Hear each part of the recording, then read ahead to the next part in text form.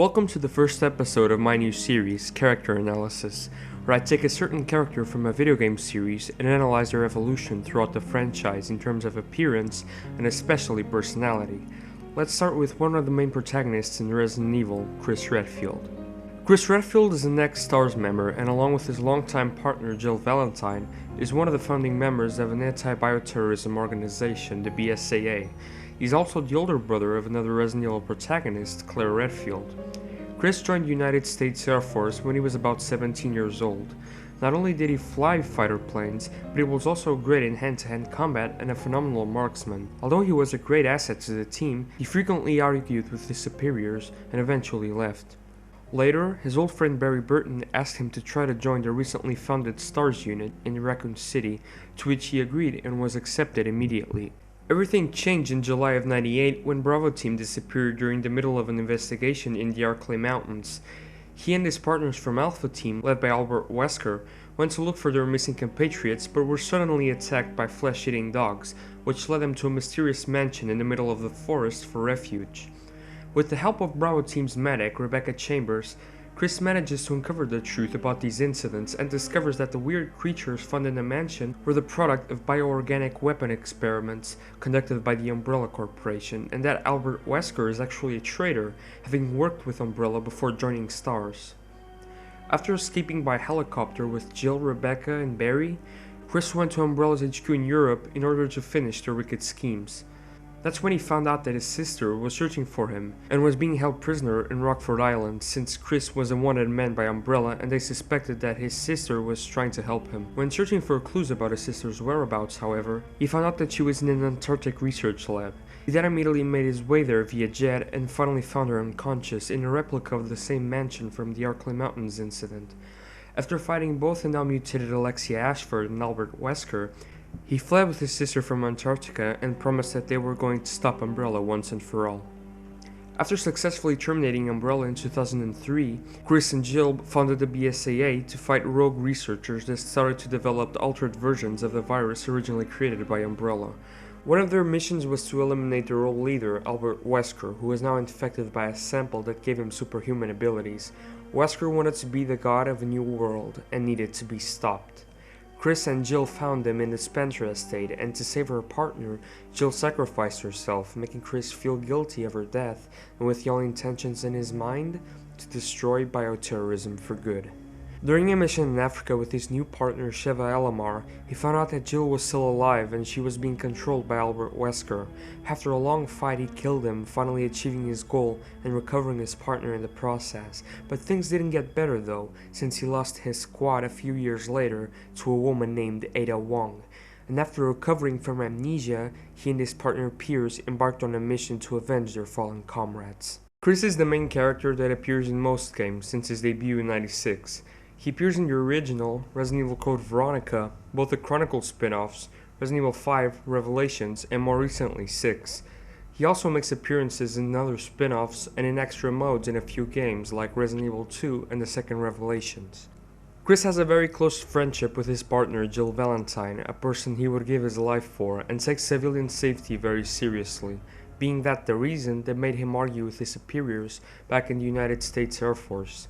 After the mansion incident, he became obsessed by Umbrella and by their bioterrorism plans, making him colder and colder as the series went on. He starts off as a very capable but ordinary-looking STARS member who worries about his comrades' lives, as we can see by how well he protected Rebecca Chambers in the first game.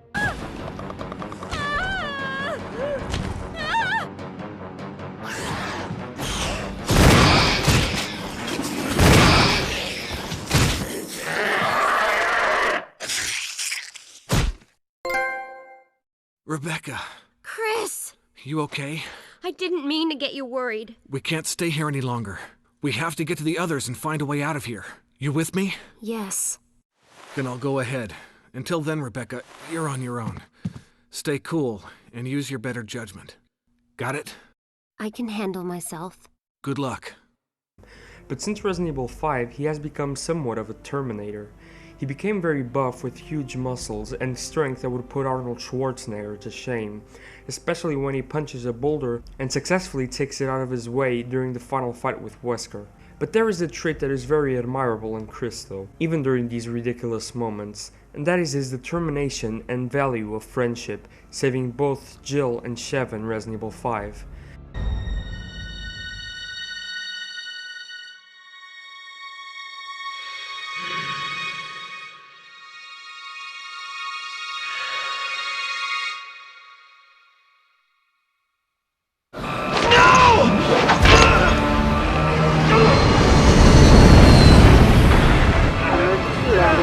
After 6, he is more heat-headed than before, and is consumed with revenge, making him unlikable during many occasions in the game. Chris, we need to stay calm. After what she's done to us, how many of our men are dead because of that bitch? I'm right there with you, Captain, but your personal vendetta isn't gonna get us anywhere. If you hadn't been blinded by vengeance, we could have prevented some of those deaths. Shut up. Do you even care about our mission anymore? Shut up! I feel sorry for all the men that died believing in you! But still retains some of the characteristics from before, especially his concern for his fellow partners. Every one of you may be ready to die for our cause, but it's my job to make sure we all get through this alive. Suck it up, Vin. Sorry, sir. No one gets left behind. Not on my watch. Understood? Yes, sir. Chris was developed from the beginning to be the typical tough guy in action movies with spiky hair, a muscular body, and a knife. His iconic uniform is comprised of a green vest with a knife holster and a regular white stars t-shirt underneath. His face is roughly modeled after his appearance in Resident Evil Remake, although he appears quite different, looking a lot more old and especially bigger. While his uniform changed after he joined the BSAA, his typical clothing color still remains green in most games, with the exception of Umbrella Chronicles, where he wears tactical winter gear.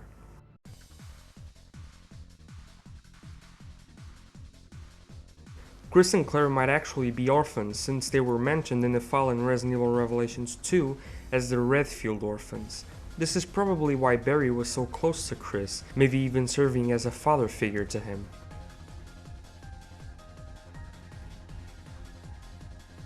The book called The Art of Resident Evil 5 explains that Chris has huge muscles because of his intensive training to defeat Albert Wesker, especially after he barely survived their encounter in Code Veronica.